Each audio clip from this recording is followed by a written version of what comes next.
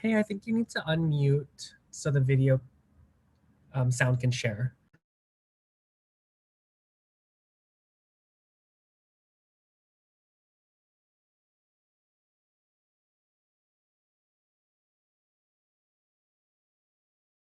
President and CEO of the Downtown Denver Partnership and co-founder of Denver Startup Week.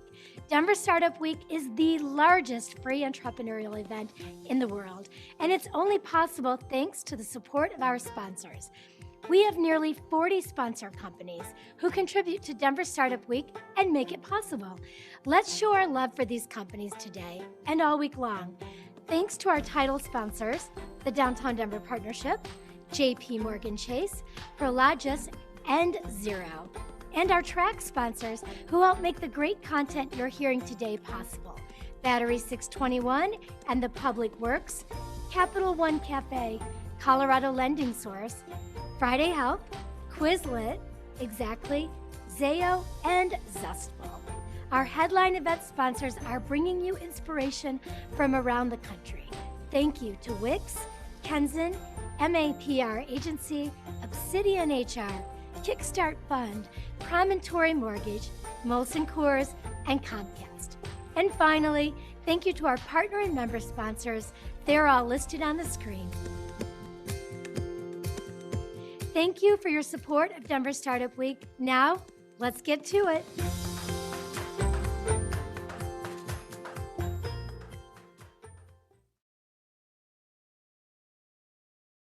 It's time for a whole new way to think about sales planning, execution, and optimization. To let go of old habits and embrace a data-driven mindset. Our revolutionary approach to sales performance management will get your sales unstuck and fundamentally transform your business to create lasting success. It's time to unleash your true sales power.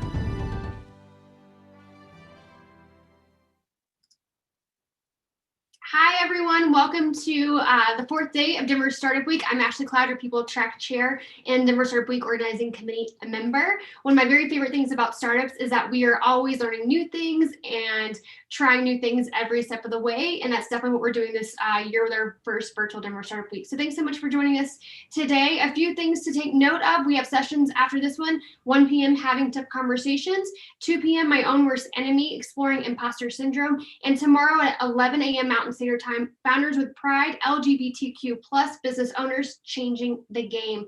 And thanks so much for joining this session today, Beyond Trans 101, Small Talk, Big Heart. Out of all of our sessions we've had scheduled this week, this is the one I've been looking forward to learning from the most. So with that said, I'll pass it over to KiKi. Thanks, everyone.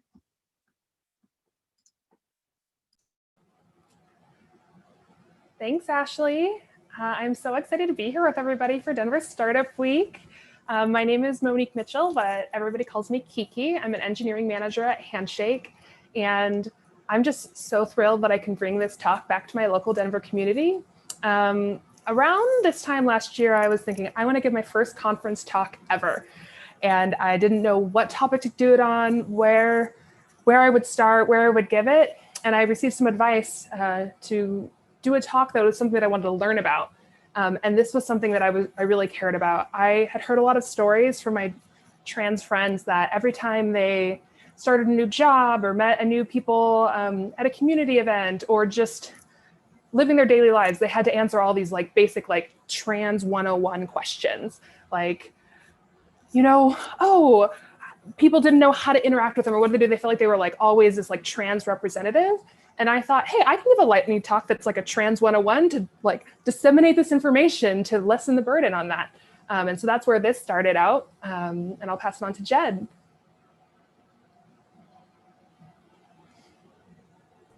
Hi, everyone. My name is Jedd. Just so you know, we asked very specifically for this to not be a webinar style. So if you could turn on your cameras, let's make this interactive, community-based. I'd love to just see all your faces, be able to gauge more reactions. I wanted to just preface and say we are ready to answer any burning questions that you may have, so please feel free to just post them in chat. We want to make this as personalized as possible for you. So thank you, Kim, for already sharing what you are hoping to get out of this. We're definitely going to cover that. circling back to why we're presenting this. So initially, I actually submitted a talk to Tech Intersections. There was really not a talk that was representing being a trans woman of color in tech. So I wanted to kind of talk about like the political landscape, the sort of like unique modality of privilege and oppression that we face having these different identities, the intersections of racism and sexism. And having KiKi, they actually introduced me and KiKi like a little Bumble situation. And they were saying like we should present a talk together. I thought it was an incredible partnership because I could speak to sort of the lived experiences, ways that I have been affected by racism and sexism at work, but then also meeting allies where they're at and giving them that opportunity. So I'm helping KiKi learn how she wants to learn, and then building that space that's safe for everyone to kind of engage with this topic as best they can. So no fear of being problematic. You are so welcome to ask the questions that might be a little bit harder to ask. I'm here to be a resource to you. So let's get it started. Awesome. So just want to let everybody know, please do ask questions in the chat as we go along. Even if you want to unmute and ask a question, think of this more as like that favorite college seminar you had where that had like 10 people in it versus like me in front of a pedestal talking to 100 folks, because that'll make me feel better and it'll be a little bit more engaging for everybody. I also want to give a little bit of a content warning. The first part of this talk does address some sensitive issues, sexual assault, suicide, murder, etc. And then just throughout the talk, I might curse, I might use body part language that you might have heard in sex ed. I think we're all adults here and we can handle that. So Yay. These stats that I'm about to present are primarily drawn from the 2015 US Transgender Survey, and there are some recent 2019 stats that are mixed in with this. And a lot of these were things that I didn't know before, and so these might be new to a lot of y'all. But did you know that because of being transgender, 34% of the folks surveyed were denied equal treatment or service, verbally harassed, or physically attacked when trying to use public transport in the previous 12 months. Just in 12 months, 34% of trans people couldn't even ride the bus without getting bothered. 30% were fired, denied a promotion, or experienced some other form of mistreatment in the workplace because of being transgender. Let's just take a moment to breathe. Stats get a little bit, those are the easy ones. So we'll stay here for a moment. For me, these next couple of stats are really personal. As a suicide and sexual assault survivor myself, reading about the lived trans experience just really touches me very personally. A lot of folks know 1 out of every 6 American women has been a victim of an attempted or completed rape in her lifetime. When you break it down to the transgender community, it jumps up to 1 out of every 2. 47% of trans people were sexually assaulted in their lifetime, according to the survey. 40% have attempted suicide in their lifetime. That's nearly 9 times the attempted suicide rate in the US population, which is 4.6%. This is my favorite stat. 100% of trans people are humans who deserve empathy, respect, and privacy. And I'll pick it up from there and say that these stats very personally affect me as well, the same way that they affect KiKi. So there's a lot of things to kind of pay attention to in regards to like the political climate that we are now all living in, especially this new world of work that we are all living in. I wanted to also state that 30 is the number of states that actually do not have comprehensive laws to include trans people into hate crimes. Does not protect them from non-discrimination, does not protect them from anti-violence, does not protect them from hate crimes. It's not included in the legislation. And that legislation plays a pivotal part in safeguarding transgender, gender diverse people. One other big number to pay attention to is the number 35. So trans women of color in America have a life expectancy of 35 years on average, compared to cis women at 78 years of age. I can speak to this because I would say like not even 5 or 10 years ago, I wasn't thinking that I was going to make it to 25. And here I am at 27 thinking, am I going to be part of the statistic? Am I going to be part of people like trans women of color aging past 35? So let's take a quick breath, because that is something that I have to kind of live with and kind of reckon with, that a lot of my sisters, there's a war being waged against my sisters in this world. But we have to start thinking, like, what is it that we can do as individuals to make these stats better? I'd say first and foremost, let's start with doing away with these anti-trans stigmas. Educate yourself and others, and do the work of educating yourself and others. Don't task the trans community with that. Another way that you can do this is really understanding these common lived experiences of trans people. How do these ways institutionally lead to increased risk in their lives? Like I said, intersectionality is such an important topic, and we have to think about, how does racism intersect with sexism, intersect with queerphobia, transphobia? There's a lot of different modalities of the way that we are continuously disabled by the institutions that we live in. And I think as an individual, you have to start being, like KiKi has been such an incredible representation of this, but be an active ally, use your voice, support trans people. And when I say be a culture keeper for your company, it doesn't mean like a culture keeper of yourself or like your beliefs, but rather like, what is the culture that your company is trying to build? Work for companies that actually have conviction to build that culture of inclusivity. And then secondary to that, if your company culture does not include that, be a visible ally to trans people through the actions that you take, through the policies that you make, through the plans that you create. Be inclusive. And finally, use the right language. We all understand that language is a building block of like this lowest level of oppression and how it builds into systems against us. Think about trans, it is always an adjective. I am not a trans. I am transgender. I'm a transgender woman, a transgender woman of color. They are adjectives. They are not definitive of my experience. And then finally, we all know this, but be aware of your unconscious bias. Like when you think about those unique modalities of oppression, like you have to understand that of all the trans women who were killed in the last, let's say 2 years, over 90% of them were Black women. There is a clear distinction. There is a clear problem that exists there. And then finally, let's start talking about gender and sex and start breaking down what we assume about it.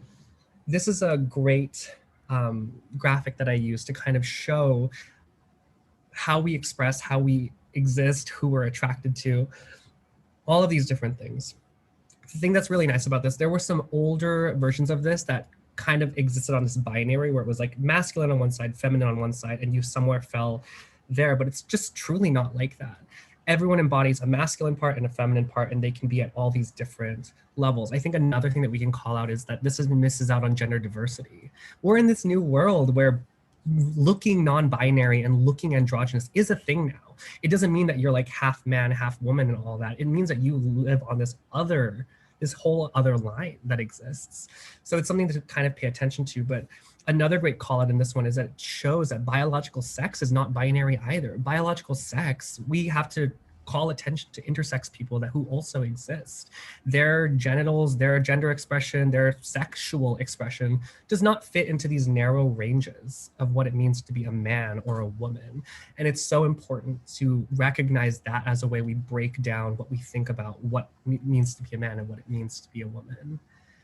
And this is like a great way to kind of segment into, how do we ask these questions? How do we start building that allyship? So I'll pass it off to KiKi. Yeah, so, oftentimes it's a sad thing in our society that gender is used as a way to attack somebody. Refusing to use somebody's correct pronouns is actually like a way to be aggressive. And we can all kind of recognize that as, an active aggression, but there are some microaggressions, some passive things that we all do, right? Like we're humans and we're naturally curious. I know personally, there are a lot of things about the lived trans experience that I don't know or understand. And it might lead me to want to ask some of the questions like this.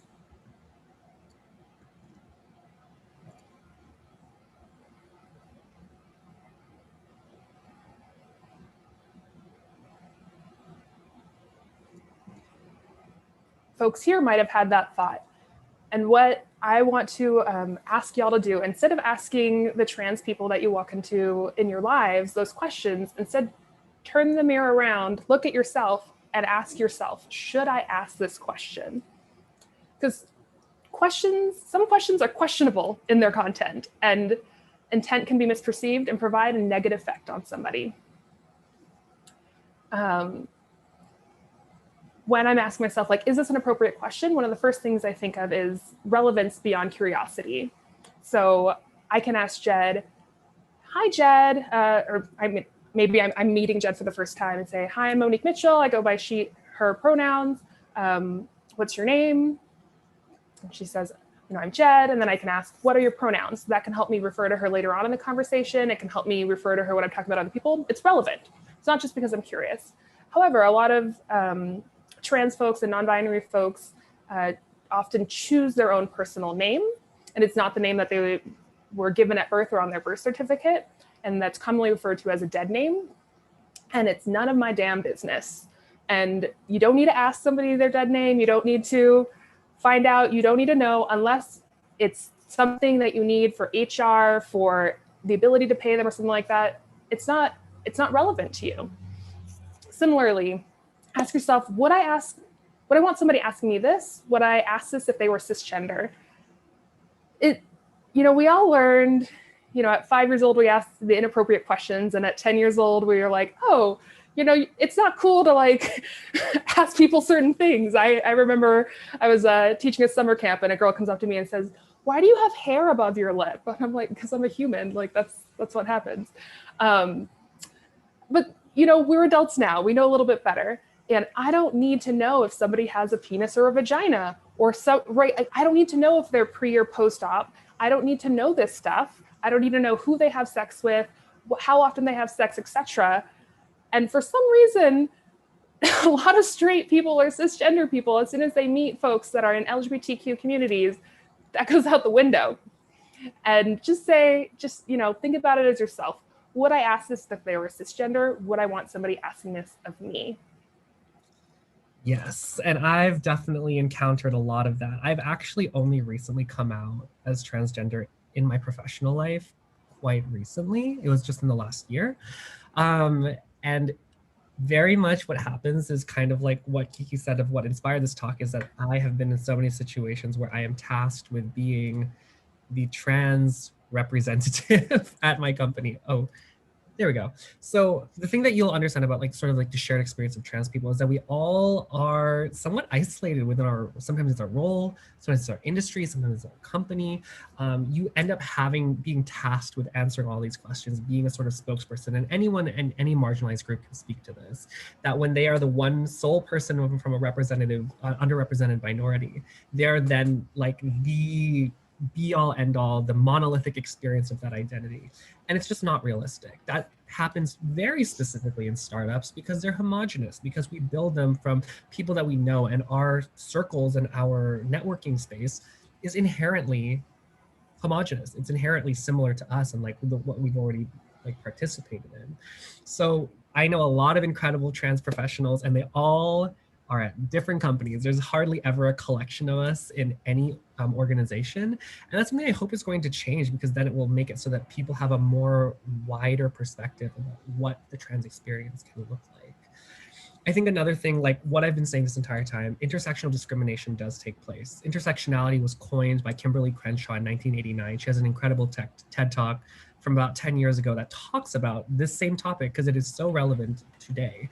Like, intersectionality, the reason why she coined it was because Black women were historically not only left out of the starting feminism movement because it was predominantly for white women, but she was also left out of the civil rights movement because that movement was predominantly for Black men. And they were able to push aside and like bring themselves up without bringing this unique mode of discrimination, which is being a Black woman, both at the same time. I'd say another thing that's super important to realize is that there's an incredible political climate, like a war being waged against these underrepresented minorities, especially with the government that we are all existing under at the moment. That political climate permeates into our professional lives. We don't go into work and suddenly all of the political climate is gone. Like, we exist in context to the government, in context to the politics that we have to live in, the politics of our own bodies. And then the third thing I'd say is like, just be aware that that political climate can cause battle fatigue. Battle fatigue was created by a professor at the University of Utah talking about what it was like to be the only Black man in a predominantly white institution. There is psychological symptoms that occur when you are an underrepresented minority living and trying to survive in a system that was not built for your success. So when you are there's a psychological stress response that exists being a member of a marginalized group within a majority space. And microaggressions really contribute to this, but then Monique has a different idea about how we can approach this as well. Awesome, thanks. Great segue, Jedd. Yeah, so I'm sure a lot of us are familiar with the term microaggression. I'll define it here in case you haven't heard it before. They're indirect, subtle, or unintentional discrimination against members of a marginalized group. I want to reframe that for us and think about a new term, micro-compassions. I want us to focus on small, simple, everyday actions to support members of a marginalized group. You got it? Yep. So what's one of the first things we can do? Pronoun all the things. Your email, your Slack, your LinkedIn, name tags. When you're introducing yourself, like, if it helps, like, think of this image because it makes me happy every time I think about it. I see a lot of folks here have even their pronouns on their Zoom.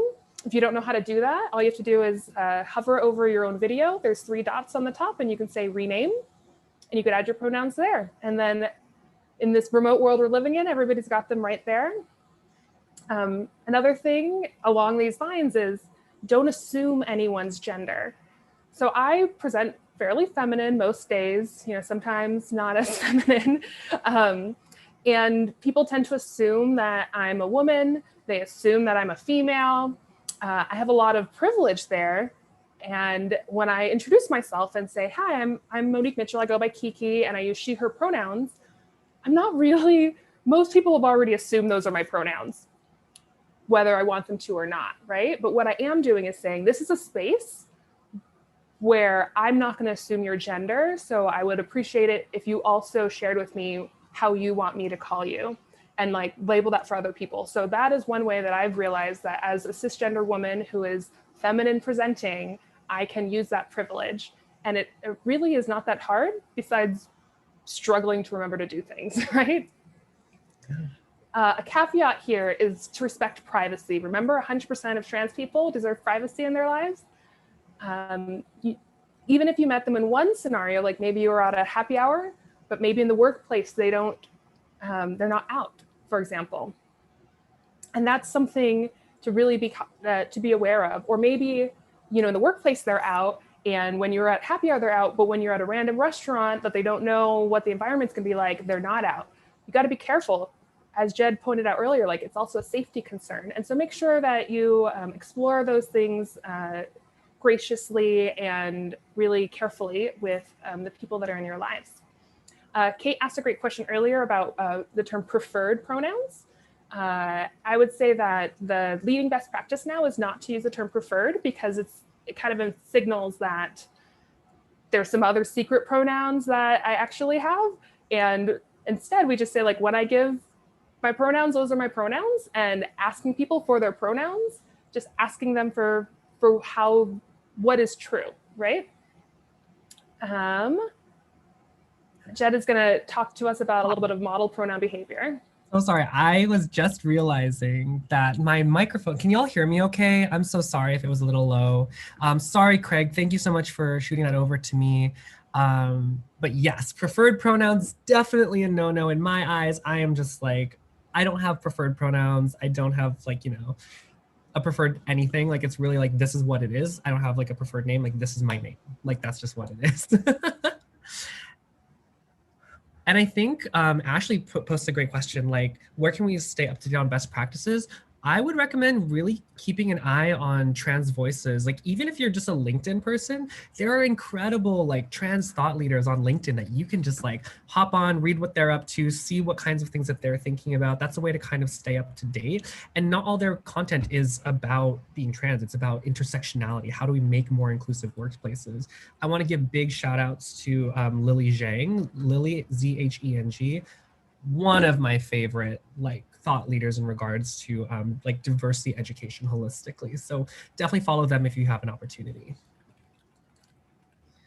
Finally, let's talk about modern pronoun behavior. Like I said, trans is always an adjective. Always work to use it as an adjective. It is never a noun. It is never a definitive, this is what they are.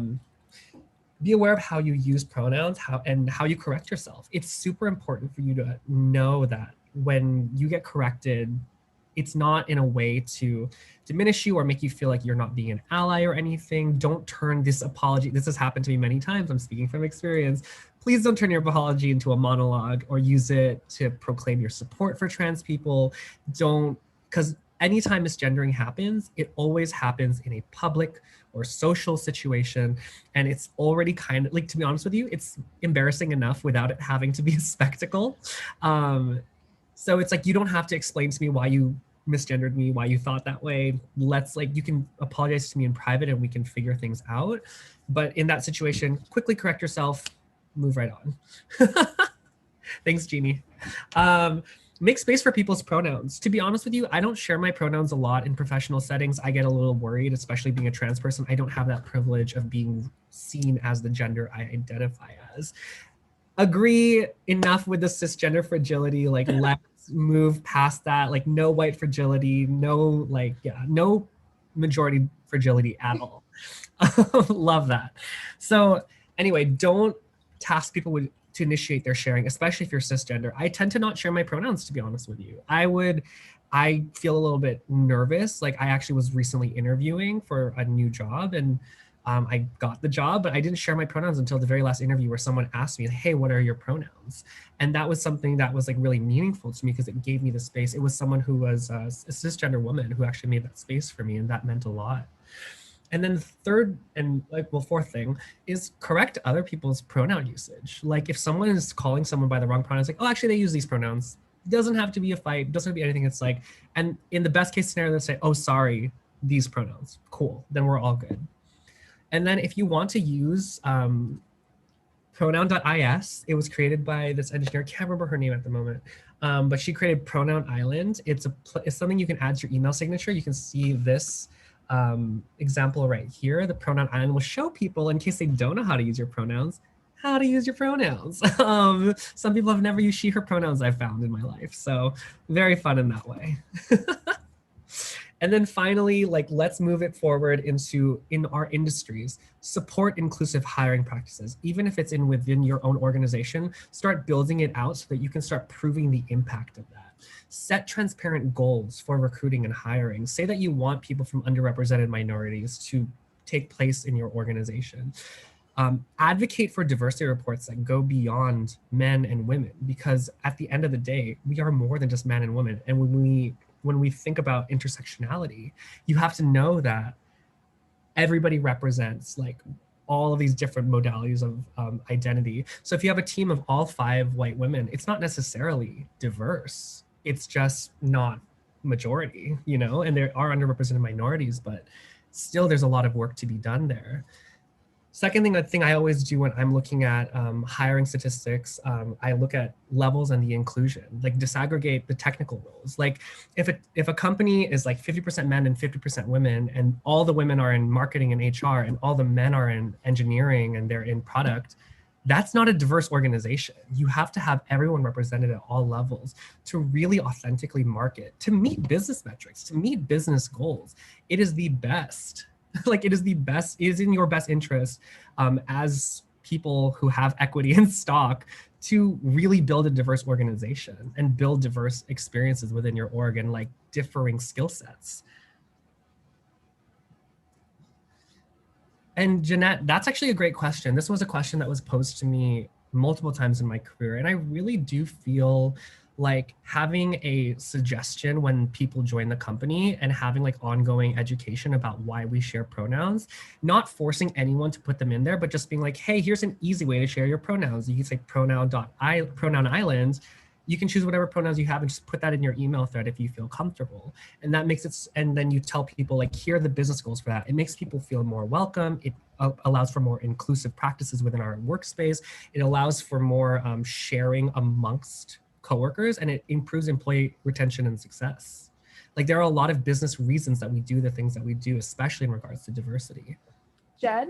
Yeah. So I've had this similar question, and we actually did a lot of conversation about this back and forth in a LGBTQ private ERG at Handshake. For example, there was a few people that came up and said, hey, I'm struggling with my own personal pronouns. I think that I'm non-binary and I want to use they, them pronouns, but I present as male. And I don't want to feel like I have to decide that like in an all hands when somebody's saying present yourself and your pronouns, like which pronouns I'm going to use. What would you recommend in that situation to like help make those marginalized genders feel safe?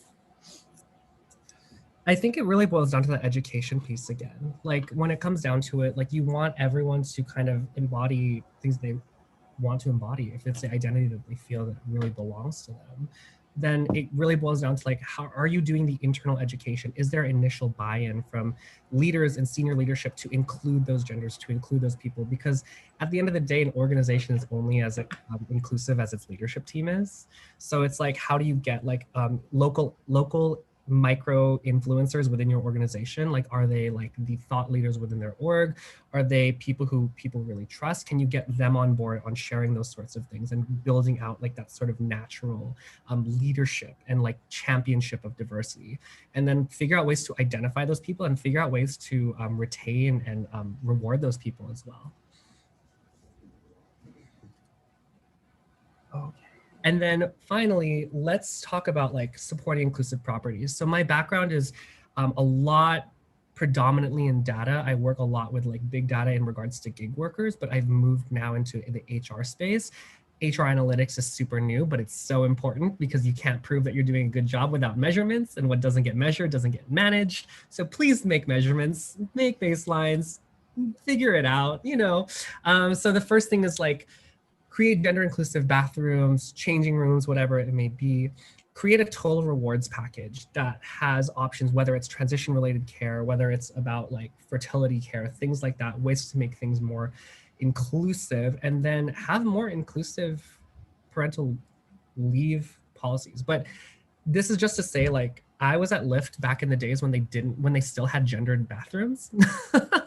And like, it wasn't until I was about to leave that they actually implemented like, hey, like we actually recognize that gender is not binary. And that was something that really meant something to me at the time. And like, now it's like, how do we push that further and create even more inclusive facility environment? Kicking it off to KiKi. Yeah, that's so true. This insurance options with transition related care, this is something that my eyes were opened to how the health insurance that and I'm like a heavy user of health insurance. I like go to the doctor a lot. I'm not doing the high deductible anything here. And I was so proud, like I just am so proud of my ERG at Handshake and also the HR team at Handshake. So one of my direct reports is actually the ERG leader of the LGBTQ ERG, and they worked with HR to kind of do an audit and make sure that we were helping support trans folks with our insurance. And so that's something that everyone here can do. Go and question your HR, ask those tough questions. You might think, oh, well, we don't have any trans people that work at our office. First of all, depending on the size of your workplace, you just might not have anybody out at your office. And then second of all, the idea is to make the space so that if somebody wants to join, they're not having to fight that fight. One of my most impactful experiences was at a previous company. The head of HR gets up in front of the company and says, great news, everybody. I've kind of blocked out the details at this point, and you'll see why when I'm about to tell the story. Great news. We're updating our leave policies. Maternity leave is now going to be 3 months. It's going to be great. And then someone who is now one of my really good friends, she goes up there and she asks, well, what about folks that are adopting? And the answer was like, oh, well, if they're not giving birth, it's 2 weeks. And it's just like, the entire company took a collective breath and just held it as these answers were being said.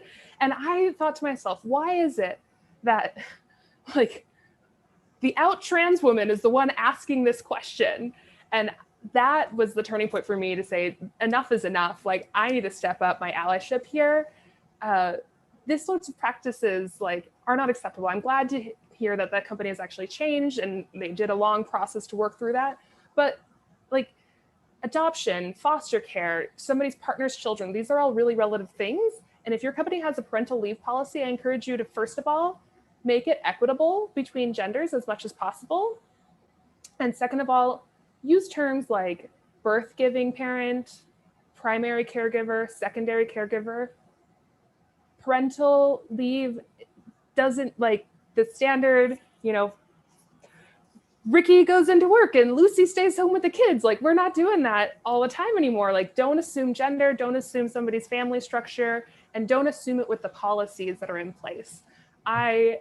Something that I loved about Handshake when I joined, you know, they announced 16 weeks for birth-giving parents and 10 weeks for non-birth-giving parents. And like, when I got that email, I almost cried because I remembered the experience at the previous company, and I just like, it was like a night and day. And like, that is what I want everybody to be pushing for towards in their companies and moving towards, you know, a better tomorrow. That's really important to me. Lastly, again, we've said it a couple of times, but I just want to like really hone it in. Use gender, not sex, or go gender inclusive. Both Jedd and I are linguists by training, and we can tell you words matter. Female has to do with sex. Woman is a gender. Even better is colleagues, distinguished guests. If it's not important what gender the folks are there, you don't need to use it. Genitalia euphemism. So this is something that happens a lot, even in like women ERG groups, for example. They'll be like, oh yeah, you know, it's that time of the month. Not everybody that menstruates is a woman. Not every woman menstruates. Not every lady has a vagina. So if you're trying to use lady parts to talk about vagina, like just don't do it. Retrain your mind. You know, I learned a lot of these things. I watched Sex and the City too, right? It's about transforming how we view the world and changing our assumptions. And then lastly, you know, I'm an engineer, a lot of engineers in the room. Code, database tables, documentation, etc. I love whenever we practice it, Jedd's always like, zero, what do you say? Like, don't put man is not zero and women is not one. But for reals, like, my team is in charge of figuring out, you know, how we segment our candidates for employers. And several months ago, we were working on a gender segmentation. I was like, oh, we just increased the likelihood that somebody's going to rock a blog post about me. Oh yeah, this Monique Mitchell, she gave a talk on Trans 101, and then this is what her did. And I was like terrified, right? And we're in the code base and we're seeing like female and male and what's going on. And we all took a step back. That whole project got put on a burner for a while. We did a deeper dive in. I'm so excited it's about to be released probably this fall to include non-binary genders, all those things. And like, that's what we need to do. As engineers, we're affecting people's real lives. And so pay attention to these sorts of things. Be that advocate and don't make it be that one queer person in the room constantly speaking up and saying that. Yeah, and I think like, let's circle it back to, well, Lovisa made a great point that life is becoming more nuanced and we need better words to describe it. There is a true reality to that. And when we think about this new workforce that's coming in, our workforce is now predominantly millennials. It's no longer baby boomers or Gen Xers. Millennials make up a majority of our workforce. And now millennials now have to cater and create a company culture that appeals to Gen Z. And as the representative in this room, I'm sure, of Gen Zers, there is an incredible indexing on people not identifying with binary gender at all.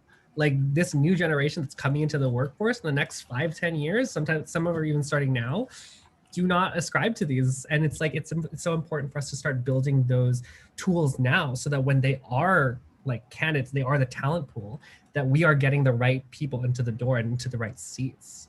And then we have a question from Kate. Can you explain the male and female in code? I am not familiar. Oh, there we go. You want to speak to it really quick, or do you want to? I think that's probably, it's a data, it was a database table. So hopefully Yeah, absolutely. Okay, cool. Cool. So yeah, all this to say, like, let's work to be explicitly inclusive. Yeah. Thank you, Denver Startup Week, for creating a conference that is explicitly inclusive.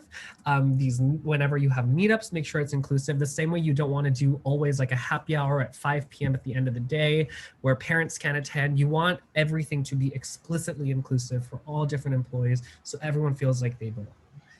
From the people operations side, make sure your job roles, make sure your descriptions are inclusive.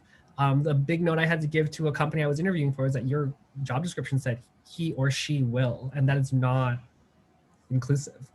Like by definition, it excludes people who don't identify with singular third person pronouns. KiKi, did you want to say? Yeah, KiKi. Yeah. To you. Yeah. So in the references section, there's a really great article kind of walking through what kind of terminology should I use for like my meetup or things like that. Something, as I was doing this research, I realized, when I joined Handshake, I felt so included because there were all of these ERGs, employee resource groups, that I could join. I could join La Familia, I could join Mental Health Allies, I could join LGBTQ, I could join Women at Handshake. And then as I was making this talk, I was like, okay, if I was transgender, where do I go? And so if trans women are welcome at your Women at ERG, say that explicitly. Say, cisgender and trans women, because there's a lot of people that might not feel comfortable going if it's not explicitly stated because they've been in situations where they have been physically or verbally attacked for trying to join those groups. Similarly, I spend a lot of time thinking like, diverse genders or marginalized genders is a really great term if you are, trying to include a wide variety of people in your group. And we're about to head out into the breakout sessions. This is something really great to kind of brainstorm with your group. Like, how can we make the different spaces in my company more inclusive? And I'm going to pass off to Jedd. Yeah, I think another thing, Kate, female identifying, that is that's a great kind of like step towards inclusivity. So I built out ERGs at the company I'm at right now, built an ERG at the last company I was at. I'm planning to do that at this next company I will be joining. The thing that I had a conversation with in my first company with the women leaders of our Women at group, we very specifically made it about equality among the genders. We very much use the words equality among the genders because it pays homage to the fact that we have more than two genders. It's not just between two genders, but like, let's work together for all underrepresented genders within the industry. And then let me see. Yeah, I love second person job descriptions. Like you in this position will, things like that. The candidate, the employee, keeping things in a more gender inclusive light is always great. But yeah, let's move it to discussion. KiKi, you want to introduce it? Yeah, let's just pull up the discussion slide. So that's a QR code that has a link to the presentation if you want to refer back to it as you're discussing. We're going to break out here, and I think let's do 7 minutes in each breakout room. Each breakout room will have a facilitator. They know who they are, and they'll introduce themselves. And this is just really going to be a casual time for where we can talk about things that we learned from the talk. If you have any ideas of things that you want to implement from the session, if you want to share any experiences that you have, either being a trans or non-binary person in tech, or exhibiting allyship in the tech community. Again, this is really casual, but with this kind of remote environment, I think that this topic is so important. Having this ability to kind of separate and like break it down is going to be really important. And then we'll come back and we'll have a little bit of a short wrap, and then you'll go on your day. So if Hatal, you could take it away and make some breakout sessions for us, that'd be great. Sure. Let's do that.